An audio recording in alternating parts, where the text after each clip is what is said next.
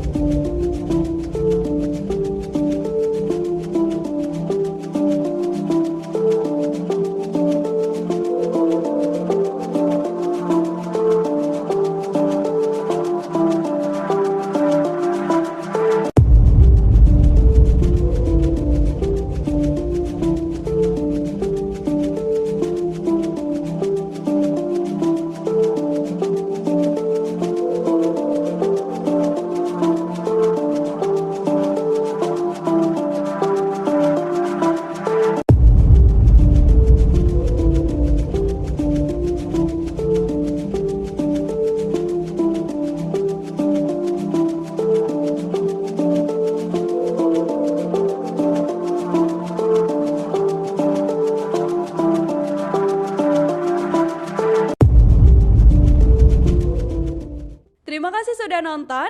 Jangan lupa like, subscribe, dan share ya.